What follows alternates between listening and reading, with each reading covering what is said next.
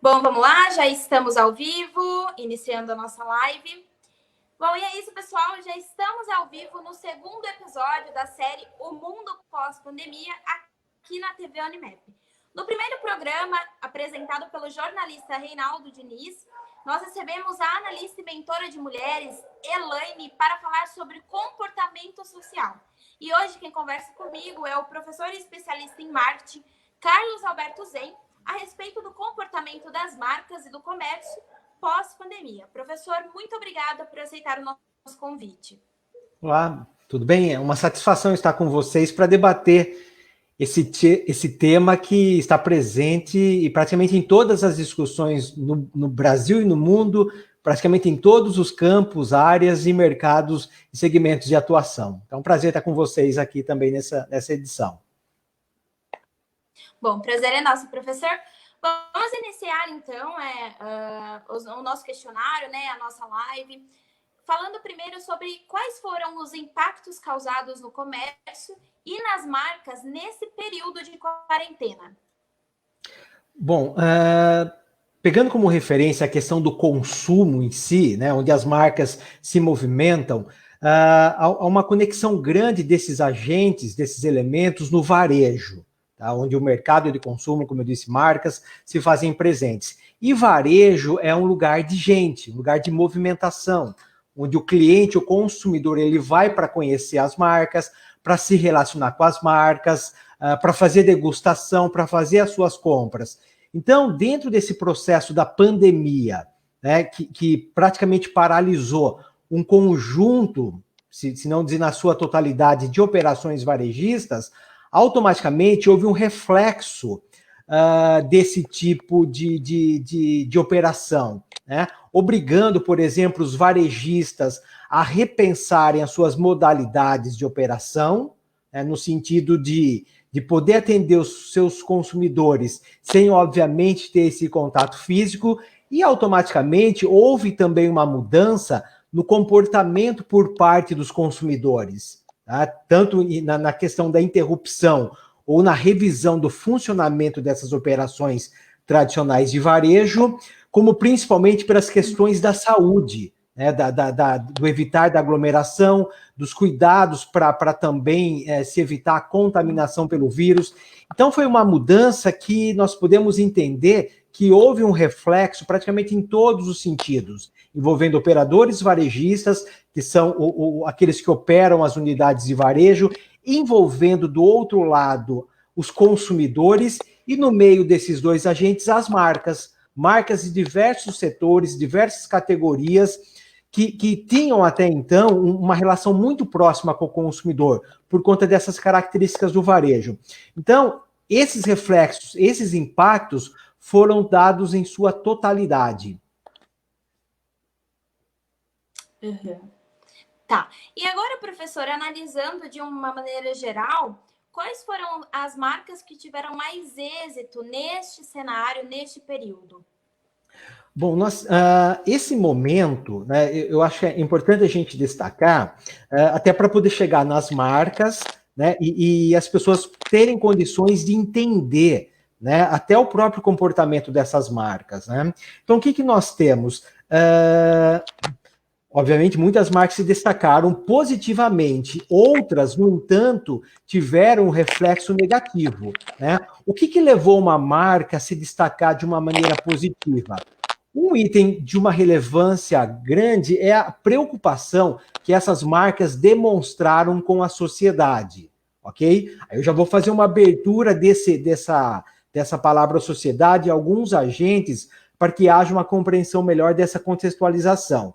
E, de um outro lado, infelizmente, houve muitas marcas que se comportaram, tiveram um posicionamento negativo. E negativo por quê? Né?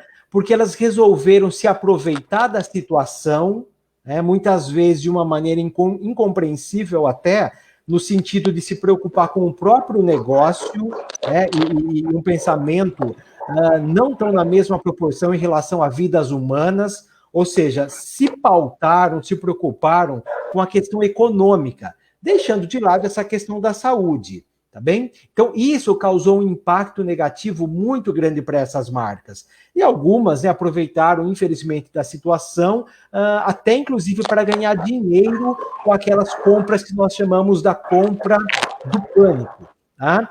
Então, a gente pode entender essas marcas, primeiramente, no comportamento negativo, com uma falta de sensibilidade tremenda dentro desse contexto, principalmente no momento onde a pandemia começa a ganhar força, né? Onde começa a haver um isolamento maior por parte da população. Então, nós tivemos esses dois sentidos, as marcas com reflexo positivo e as negativas. Eu só fiz questão de destacar, primeiramente, essa questão do negativo, para me ater, para me concentrar muito mais nos exemplos, nas questões positivas, onde as marcas, elas, como eu posso dizer, elas se expressam de uma maneira muito, ainda bem, né? Muito maior do que nos exemplos negativos. Então, como referência, marcas que tiveram que se destacaram. Isso ocorreu por conta do comportamento positivo.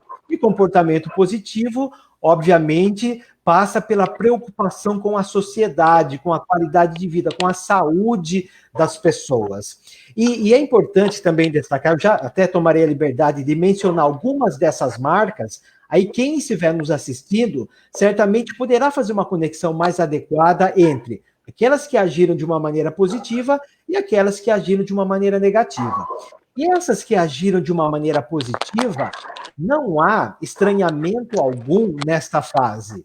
Por quê? Né? Eram marcas que, ao longo do tempo, já vinham se posicionando, já vinham se manifestando, já tinham uma certa característica registradas de uma maneira real no seu DNA, de se preocupar com a sociedade. São aquelas marcas que nós costumamos falar muito no varejo e no marketing, que têm um propósito. Tá? Marcas com propósito, elas não têm como foco o que eu faço para disponibilizar o mercado, mas sim por que eu faço isso. Tá? Então, marcas que já vinham nessa toada, e há um conjunto de marcas nessa situação, com o desenho desse cenário da pandemia, eu entendo que elas tiveram um momento para demonstrar, para fazer valer as suas reais verdades. Ou seja, o consumidor não se surpreendeu com esse tipo de comportamento. Tá? Porque, apesar de eu ter dado essas referências do que é positivo e do que é negativo entre as marcas, houve também um momento onde algumas marcas tentaram transmitir um certo discurso, um certo comportamento que não condiziam com a sua verdade. Isso ficou nítido junto ao consumidor. Então, observe só esses três cenários. Marcas que se destacam positivamente, e esse sentido positivo já vinha sendo construído, não foi feito da noite para o dia.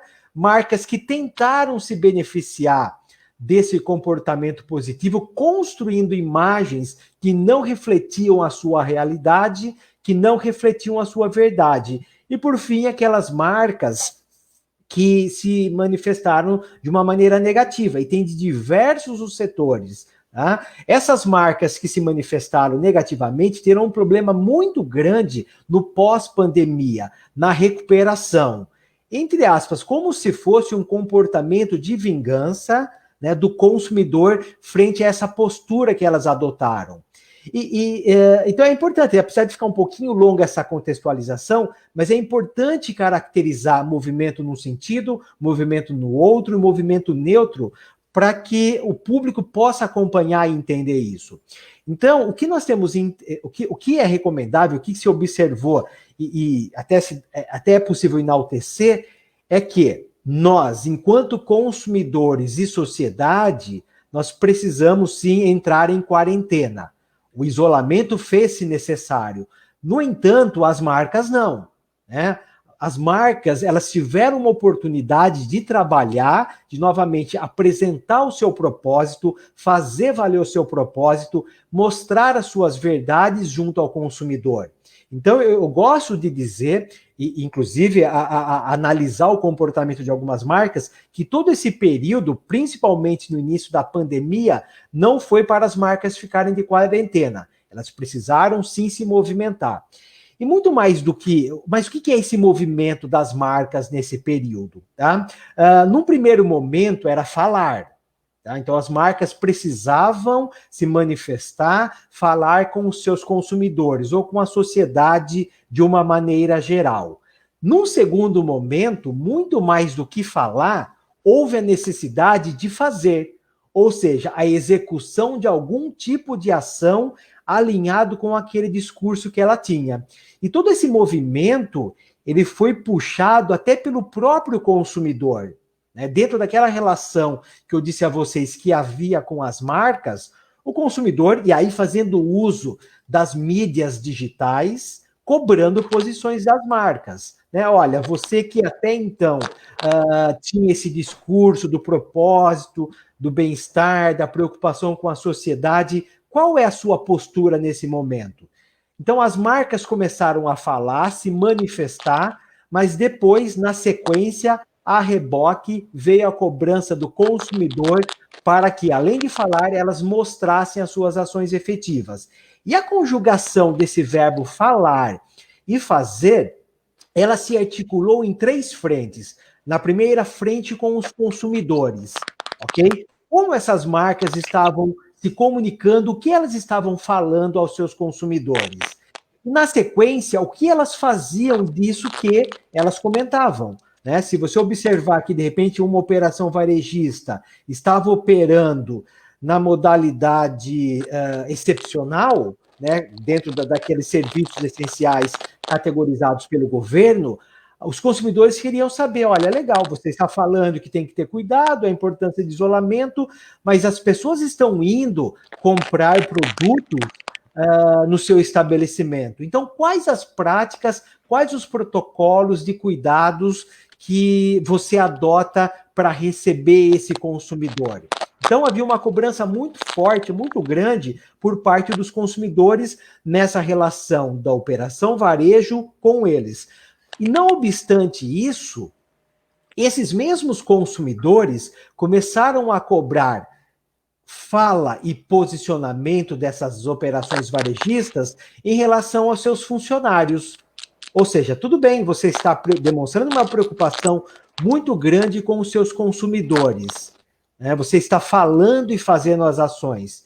Perfeito. E em relação aos seus funcionários que estão disponibilizados nessa operação varejista para atender o cliente? Qual que é a prática? Qual que é o relacionamento? Quais são as ações que você vem adotando com eles para preservar a sua saúde? Então, foi um movimento muito interessante por parte das marcas nesse sentido, aliás. E por isso que eu digo que elas se manifestaram de uma maneira extremamente positiva, a grande maioria nesse sentido, se preocupando com o consumidor e com funcionários.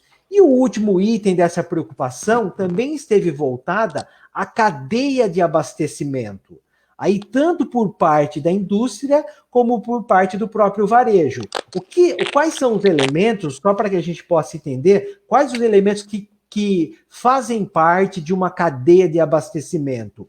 Ou seja, para que aquela marca de refrigerante, ou aquela marca de suco, aquela marca de arroz ou de feijão que está disponibilizado no varejo para você adquirir, há uma cadeia de abastecimento para que esse produto chegue até o varejo, para que seja disponível ao consumidor.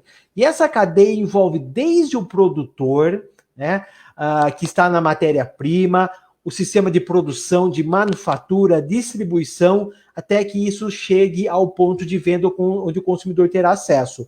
Porque também não adianta o consumidor ter acesso ao varejo, às operações varejistas, se não há produto para estar disponível ao consumo, à compra.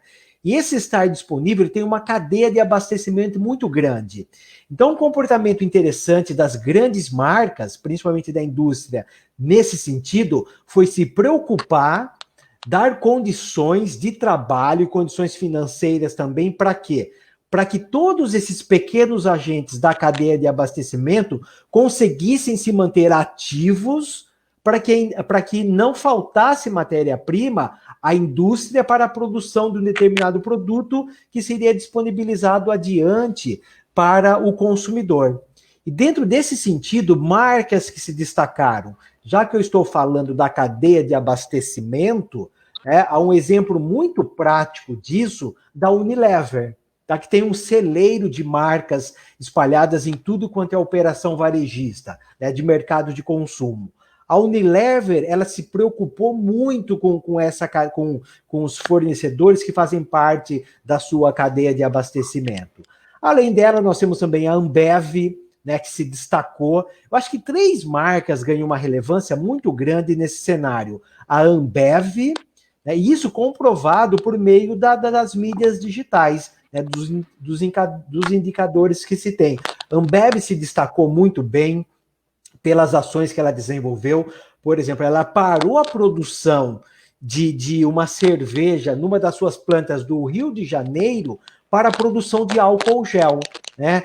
Cujo produto seria distribuído em hospitais públicos. Se você rememorar o passado, no auge da pandemia, no auge do isolamento, houve aquela compra por impulso, aquela compra do desespero, do pânico de álcool gel, né, que faltou praticamente no ponto de venda. Aí, automaticamente, houve falta em operações essenciais, como os hospitais públicos. Então, a Ambev, ela interrompeu a produção de cerveja de uma das suas plantas do Rio de Janeiro para produzir álcool gel e distribuição aos hospitais públicos.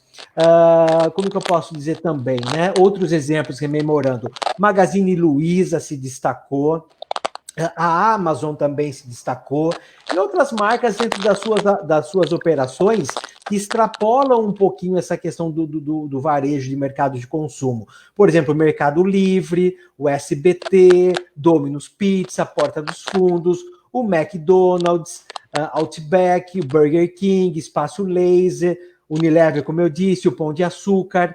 Então, houve um movimento muito forte de marcas que se preocuparam com essa ação, entendendo que o momento não era para vender, mas sim informar, tá bem? Então, dentro desse sentido, essas marcas se movimentaram mostrando relevância ao consumidor. Então, e é legal que isso aconteça, né? E são situações, como eu comentei, elas não surgem de uma hora para outra, da noite para o dia, né? Essas marcas já tinham essas verdades impregnadas, dadas no seu comportamento. Só encontraram espaço para se manifestar. E o bom é que o consumidor reconheceu e valorizou essa postura, tá bom? Então, eu acho que tem muito exemplo, muita coisa legal para demonstrar, para entender e olhar e falar dessas marcas. Os colegas, né, o público que está nos acompanhando, certamente até pode fazer essa associação de marcas que se destacaram positiva e de marcas que se destacaram negativamente.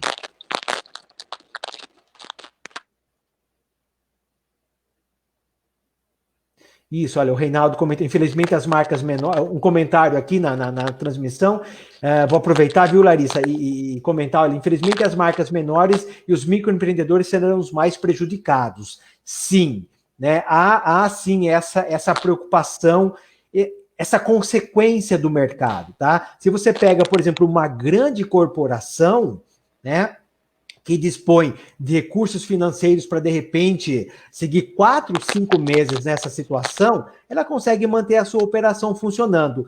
Diferentemente desses pequenos, né, das marcas menores, como está sendo destacado, e dos microempreendedores, né? Muitos deles operam de uma maneira que nós chamamos na alavancagem financeira. O que é isso aqui? Fazendo uso do dinheiro do banco para fazer a sua operação funcionar no dia a dia. Tá? Então, ela tem uma certa dificuldade nesse sentido. E também foi interessante que observando esse movimento das marcas menores, muitos consumidores de bairro passaram a valorizar compras nesses pequenos estabelecimentos, entendendo desse momento e dessas dificuldades que marcas menores e microempreendedores teriam dentro desse sentido. Houve até uma série de movimentos liderados pelo Sebrae que trabalha com essa questão do micro e do pequeno empreendedor, relacionado à valorização do comércio local, a valorização do comércio dos bairros, tá? E é com esses pequenos agentes que essas grandes redes resolveram se manifestar, resolveram se preocupar e oferecer algum tipo de colaboração para que eles continuassem ativos. Até porque na sua falta haverá naturalmente um rebatimento na falta daquela matéria-prima que eu vim apontando a vocês, e aí essa grande indústria não conseguirá produzir o seu item, a sua mercadoria, o seu produto, e automaticamente haverá uma falta, um desabastecimento desses produtos no ponto de venda, que é o varejo. Tá bom?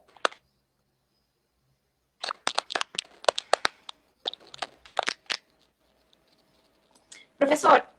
Oi. O senhor consegue... Sim, estou ouvindo. Pode perguntar. Certinho, aqui para um pouquinho. Então, agora, a terceira pergunta. Vamos lá? Terceira pergunta. Ok, vamos lá. Pois não, né? Vamos lá? Sim. Bom, analisando a questão de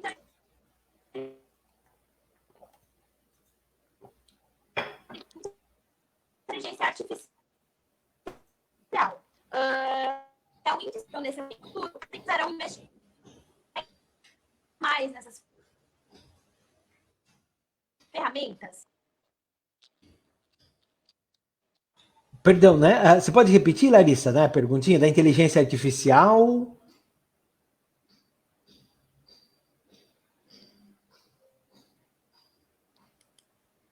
Você pode repetir a pergunta, por favor?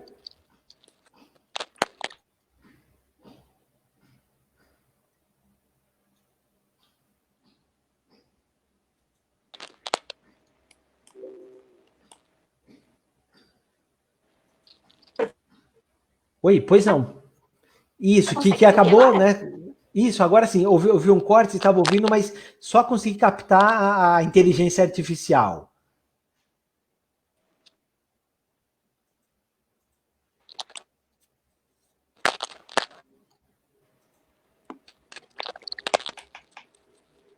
Tá, o professor consegue me ouvir sim, agora? Agora sim, pois não.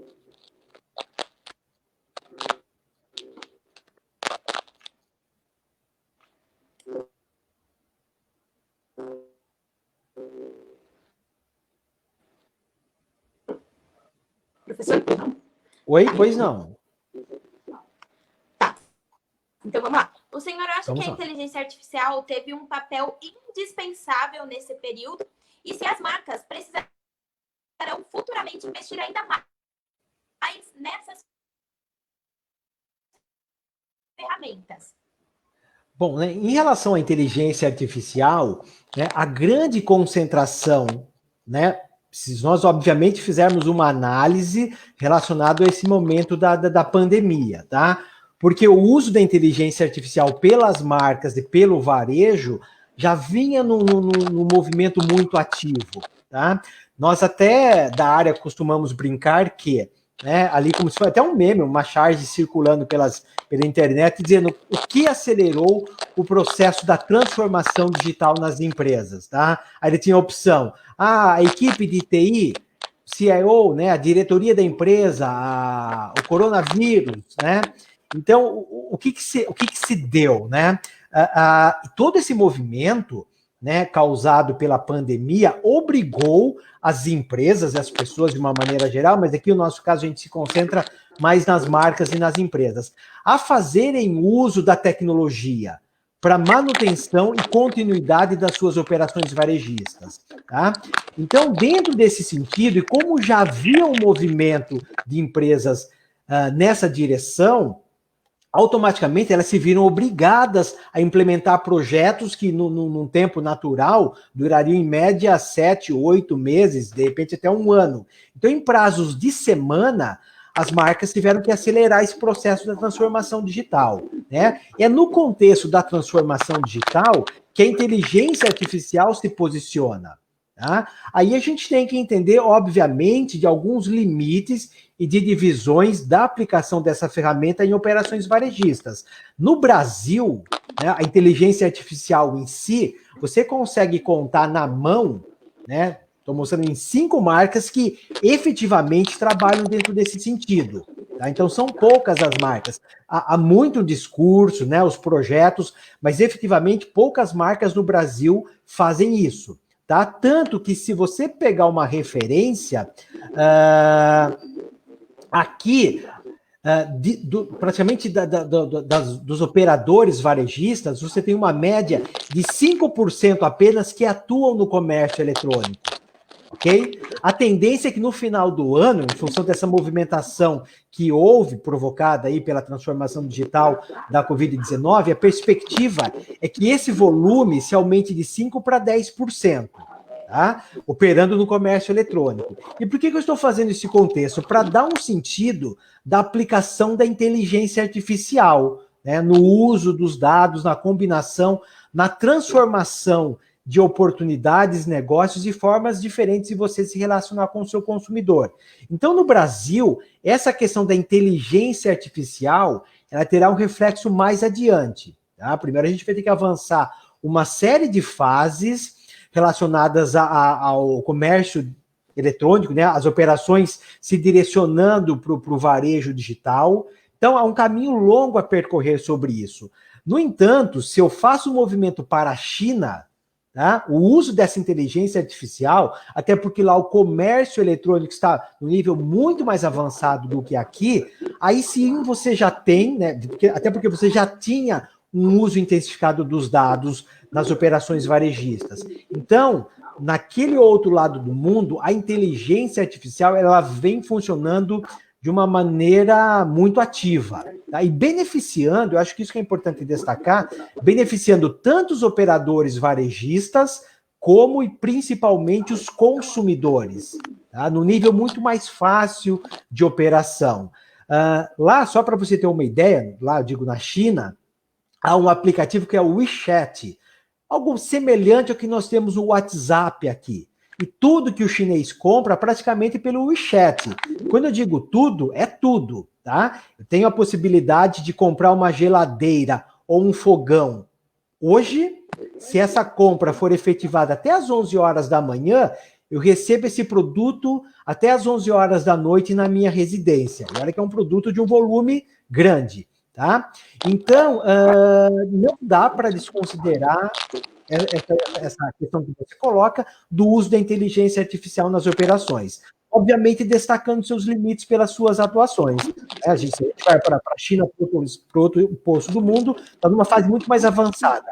Aqui no Brasil, todo esse movimento ele forçou as empresas a migrarem para o comércio eletrônico, a criarem formas diferentes, formas alternativas, usando o meio digital, né, para se relacionar e vender o produto aos consumidores.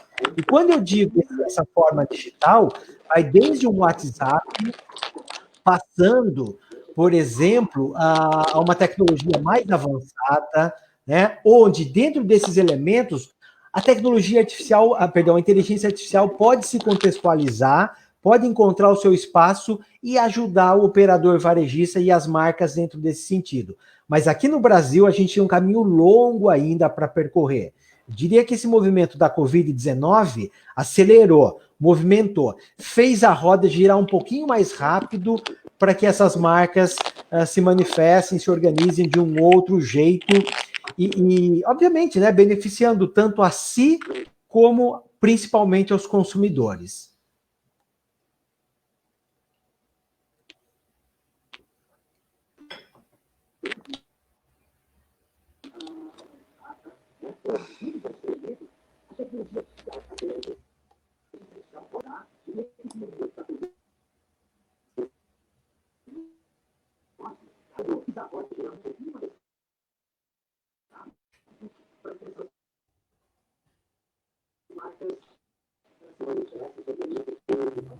Pois não, Larissa, estou à disposição para a próxima pergunta.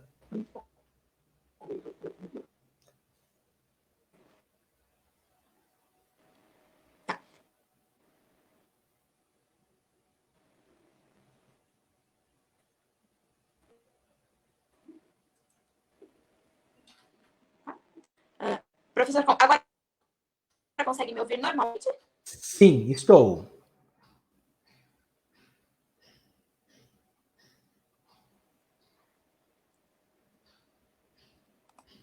Som. Tá. Vamos lá. Professor, tá conseguindo me ouvir tranquilamente? Vamos então para a pergunta número 4, né? Certa vez, a diretora de marketing de uma grande rede de supermercados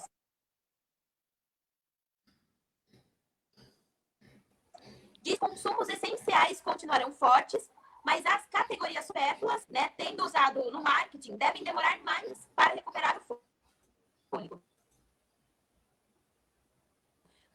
Você acredita nessa hipótese? Sim, eu acredito sim, faz sentido, tem toda uma lógica nessa argumentação. E há, inclusive, dados que ilustram isso. Tá? Nós temos alguns estudos sinalizando, por exemplo, né, no período de isolamento, no começo desse período de isolamento, aí a gente volta, né, um recorte lá para março, praticamente a segunda quinzena de março. E há também, né, dentro dessa explicação, período de isolamento e período do pós-isolamento, tá? Então, o que acontece nessa distância? Então, houve casos de produtos cuja demanda explodiu, ok? A demanda, houve uma aceleração e acabou se mantendo em alta. Eu vou primeiro falar as categorias e depois vou primeiro falar, né, os eixos que existem dessa questão relacionada à demanda e depois apresentar algumas categorias que ilustram esse movimento.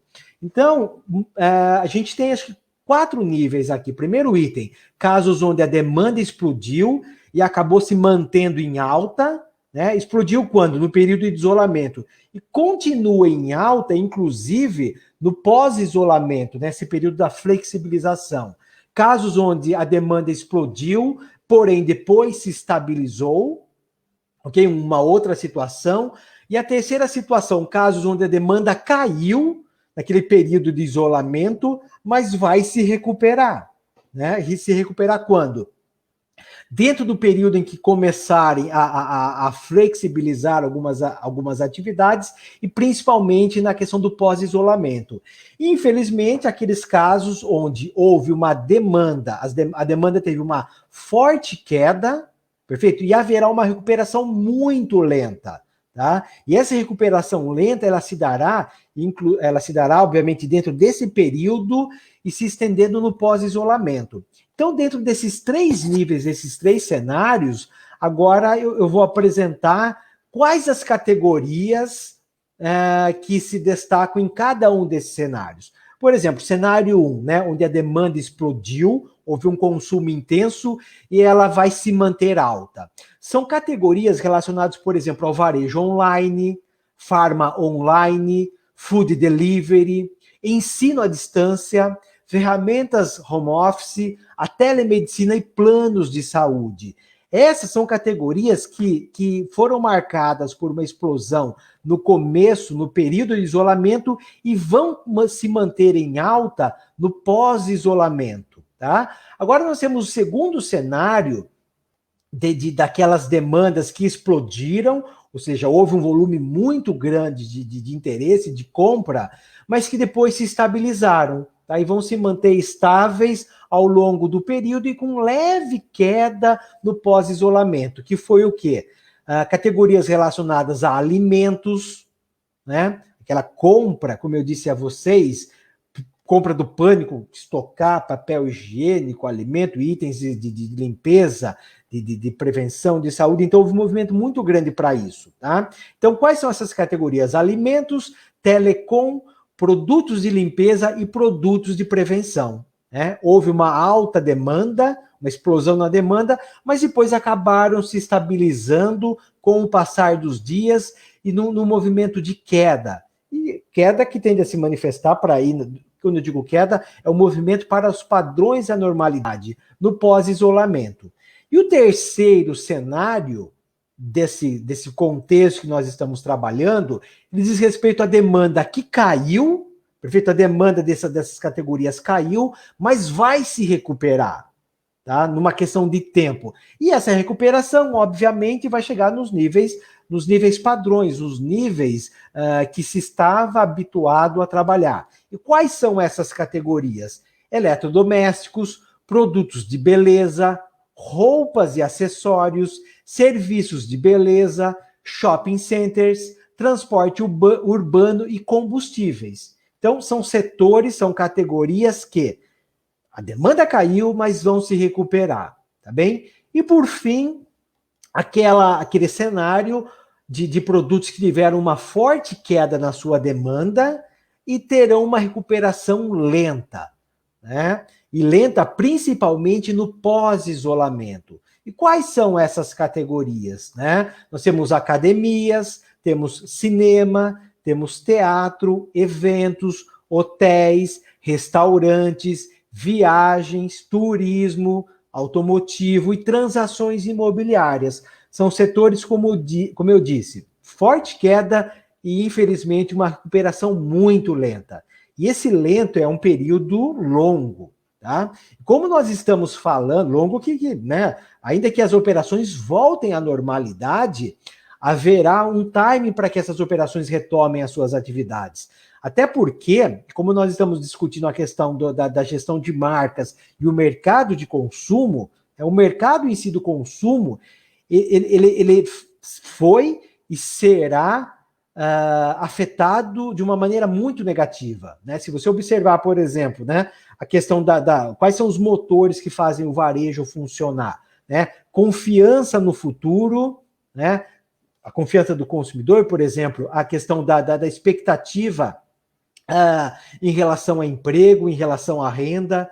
E se nós observarmos hoje, né, nós temos um contingente muito grande de desempregados, né, cujo reflexo, né, tende automaticamente a se dar nas relações de consumo, né? Há uma perspectiva média de que, quando do retorno à normalidade, e a normalidade é as coisas voltarem a funcionar no fluxo normal, mas não na mesma dinâmica, nós tenhamos um contingente de 25 milhões de desempregados. Então é gente que, né, está privada do consumo, gente que terá uma dificuldade muito grande para a sua sobrevivência. Aí automaticamente vai ter que privilegiar itens que sejam necessários à sua vida, à sua rotina, tá? Cortando basicamente aqueles produtos que são desnecessários, que são supérfluos na sua cesta básica para a sua condição de sobrevivência. Então a gente ainda vai sofrer muito na retomada desses cenários, tá? E quando eu digo a gente, não é só o Brasil, o mundo todo. Obviamente, alguns países têm uma condição melhor de alavancar, até de políticas sociais, né, para beneficiar a sociedade. Mas a conta vai ser muito cara na hora de ser efetivado o seu pagamento.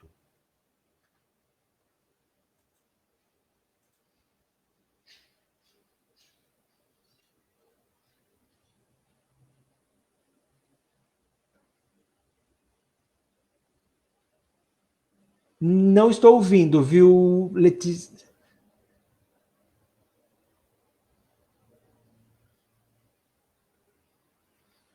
Mas aqui, enquanto você está, né, comentando aí, deixa eu só aproveitar, tem uma colocação do futuro da Intel, né, dessa questão da inteligência artificial no BR, no Brasil, se vai demorar a chegar próximo em relação aos outros países, né?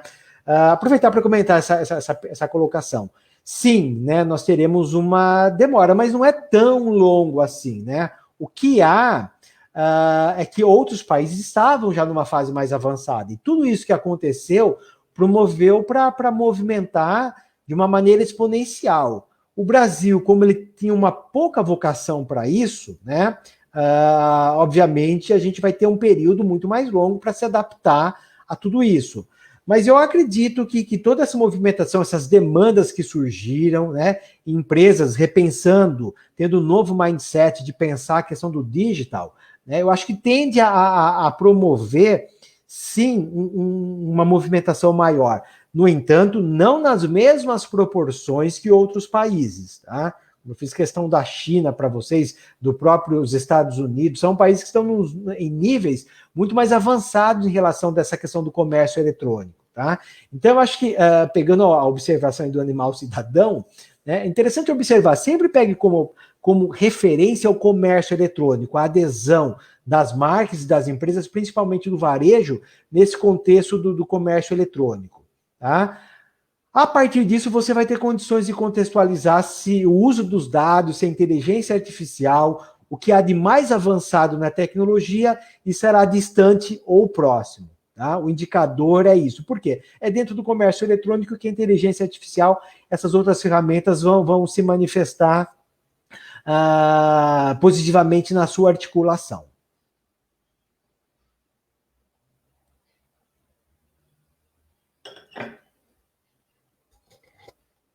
Não estou te ouvindo, viu, Letícia? Se puder refazer a pergunta, por favor.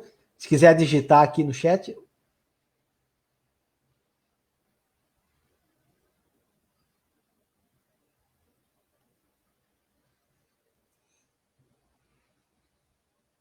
A pergunta 5? Espera um pouquinho.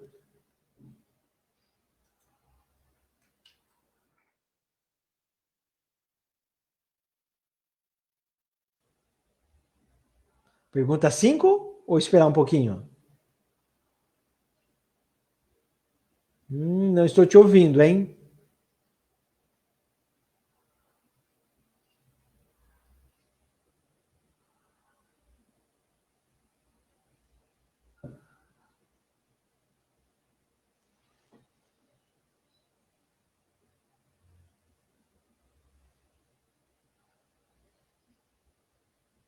Não estou te ouvindo.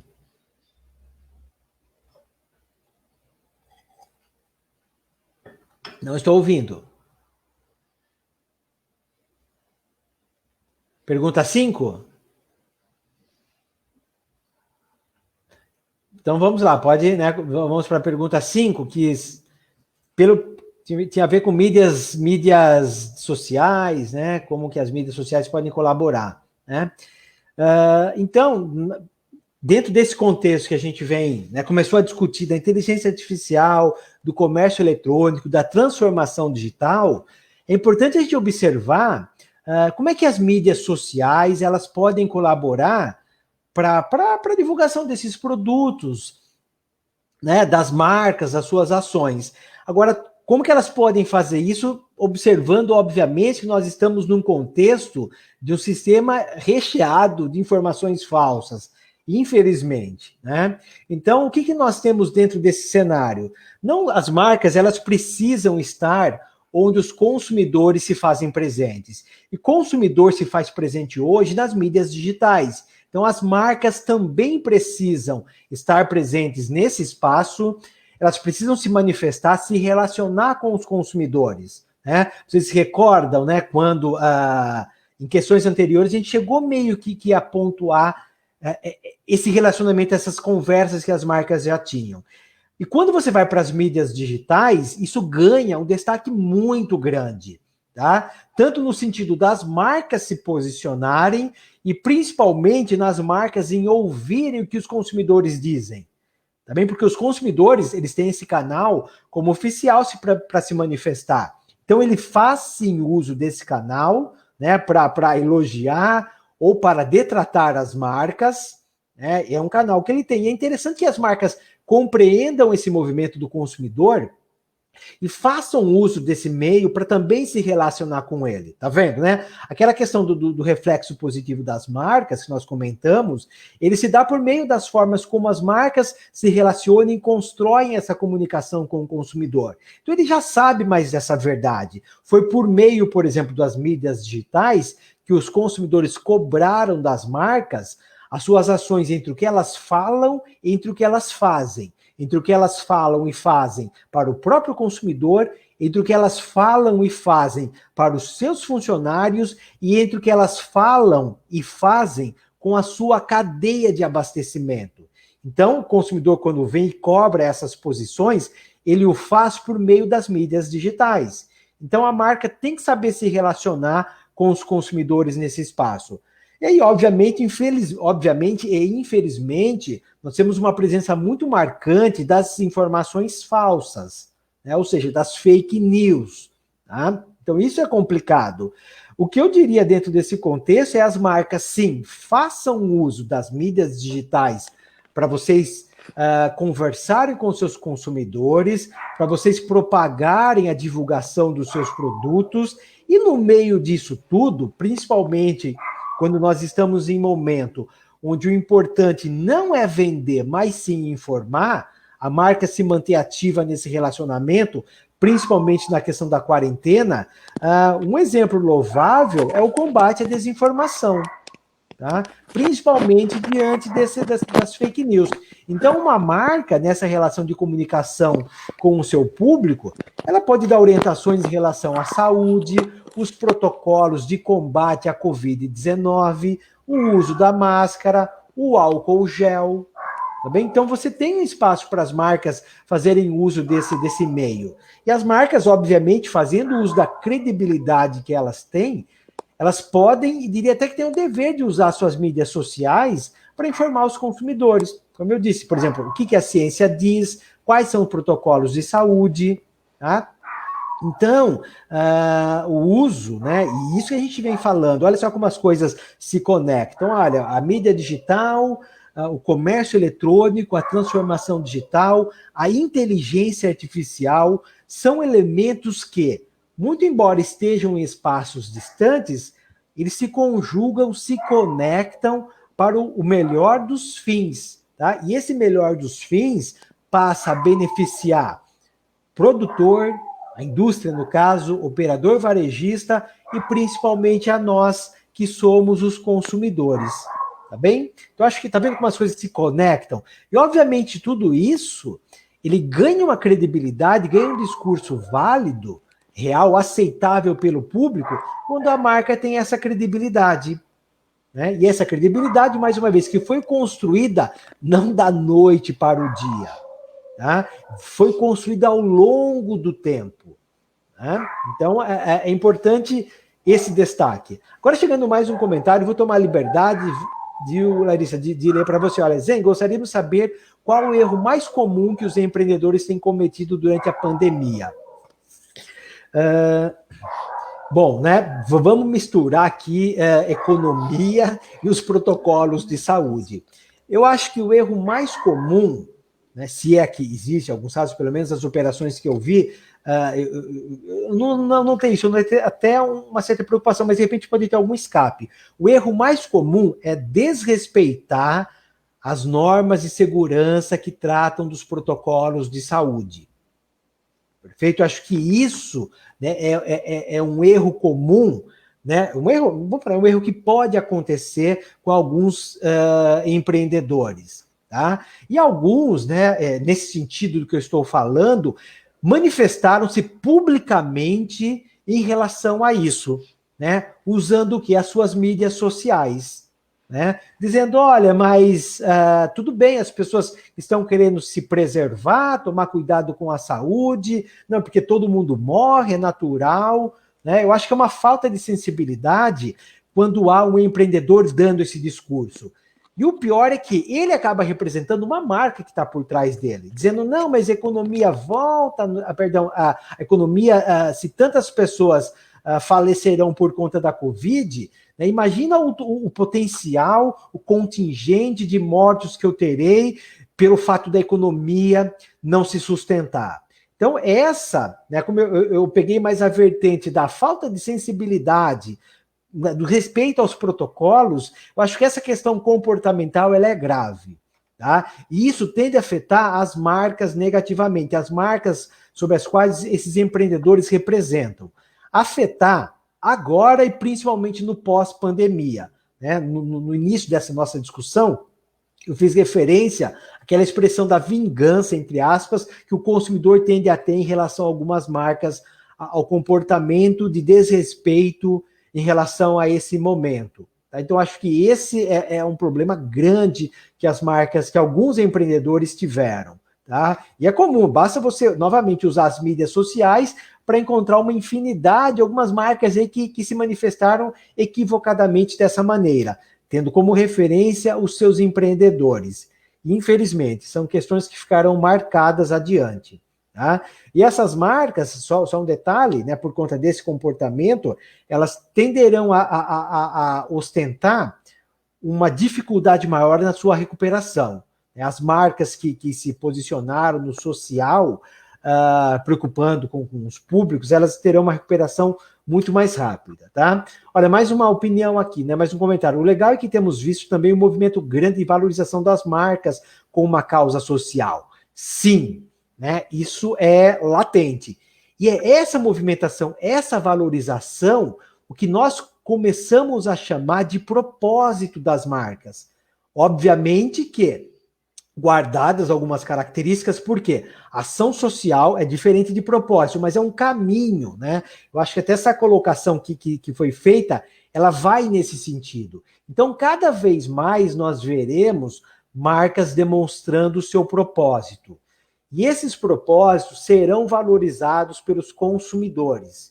Então, as marcas que se movimentarem nesse sentido serão beneficiadas, serão marcas conectadas a uma nova realidade dos negócios, a uma nova realidade demandada por parte dos consumidores. Então, marcas com essa postura, com esse posicionamento, tendem a ser reconhecidas no mercado e valorizadas pelo seu consumidor.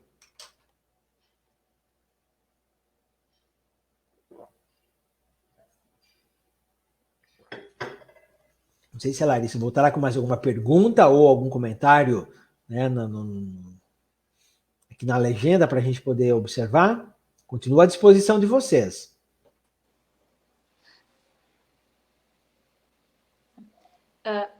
Professor, consegue me ouvir? Sim, estou ouvindo sim, Larissa.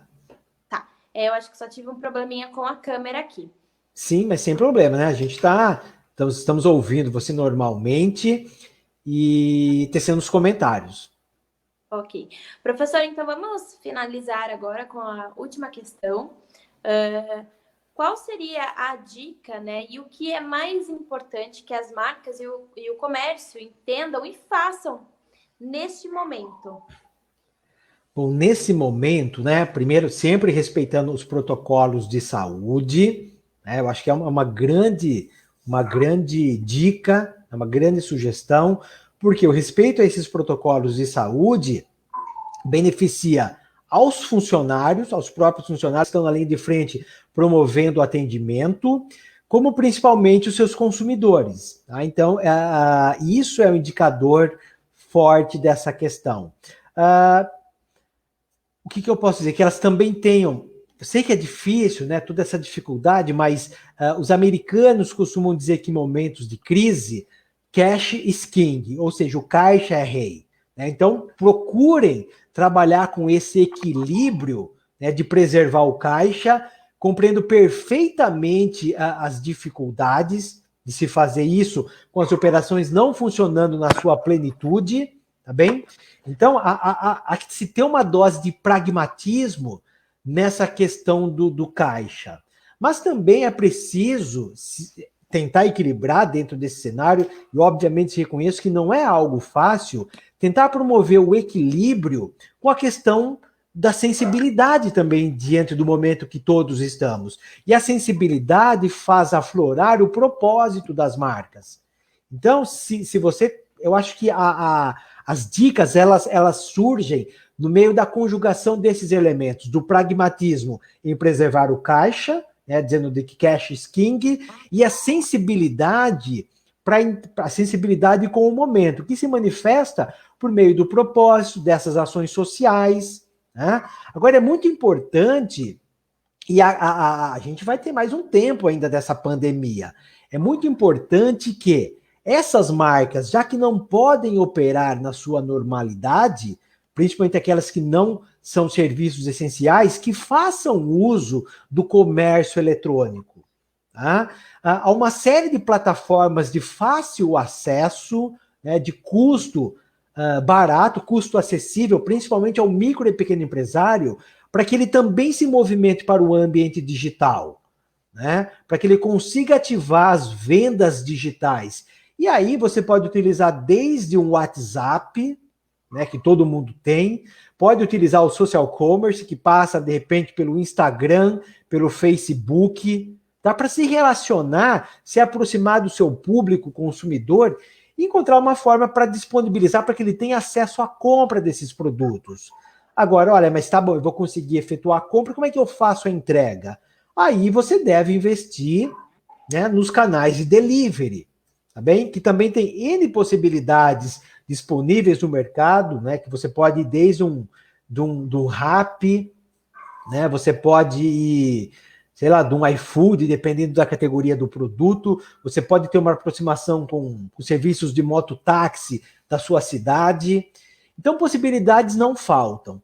E o brasileiro, dentro desse sentido, ele tem uma característica que é a criatividade para encontrar formas alternativas, tá? De você fazer o uso dessa ferramenta tecnológica e o meio do delivery para a logística, de maneira que o produto que você comercializa, ele seja disponibilizado nas mídias digitais para o seu consumidor, ele possa fazer a compra e haja distribuição, a disponibilidade, o movimentar desse produto ao consumidor por meio dessas operações de delivery.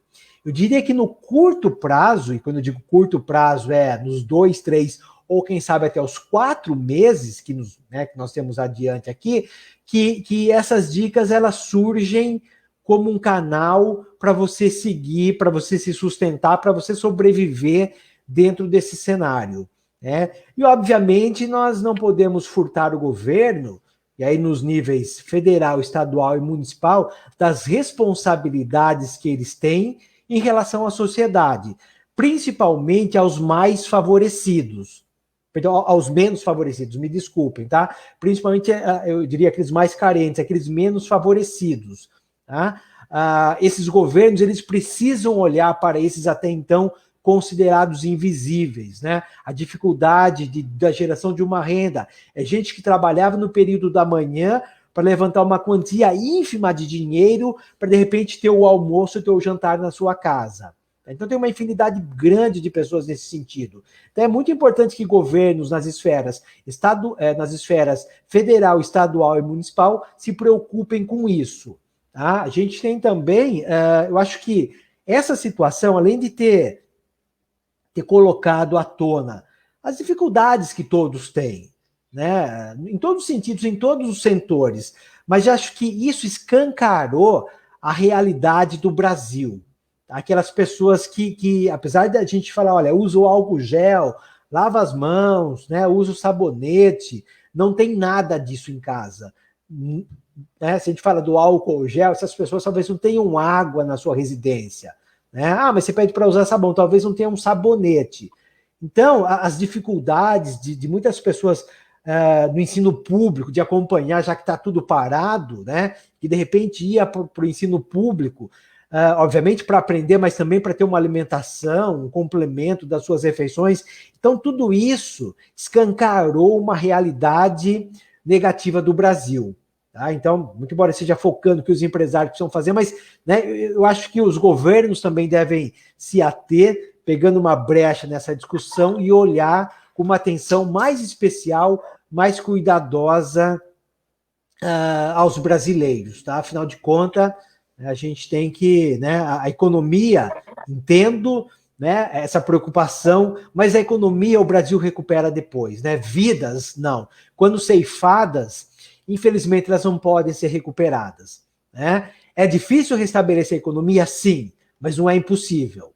Tá bem? E o Brasil demonstrou isso, né? Se você olhar para trás, a transição do governo Dilma para o governo Temer, nós chegamos a um nível econômico muito complicado, a economia trabalhou sim com a sua recuperação, tá? Então, diferentemente das vidas, eu acho que deve se olhar para esse sentido, tá? E que os empreendedores, né, também tenham uma atenção especial com os seus funcionários. Sei que não é fácil no final do mês fazer a conta fechar, mas se puder evitar demitir, trabalhar com outras possibilidades para manutenção desse consumidor, converse com os fornecedores, com essas grandes empresas, eu acho que será a melhor alternativa para todos nós. Bom, professor, consegue me ouvir normalmente? Sim, estou ouvindo, Larissa. Muito obrigado, né, por todas as considerações, essa pergunta, que foi uma pergunta delicada também, né, de trazer uns pontos muito importantes em relação à sociedade mesmo, à nossa estrutura. Se o professor tiver mais alguma consideração a respeito desse assunto, o professor pode falar agora. Tá. Deixa eu apertar aqui. Sim, legal. Então foi uma grata satisfação estar com vocês, né? O trabalho que vocês fazem, olha, vocês mesmos estão trabalhando no sentido de levar informação ao público, né? Então, olha que legal esse trabalho, já é um direcionamento a esse propósito. Então, né, parabéns aí pela iniciativa que vocês tiveram. Né? Obrigado a todos que tiveram a paciência de me ouvir nesse momento. Espero que tenham compreendido o sentido da fala, né, para evitar ruídos, né, na comunicação.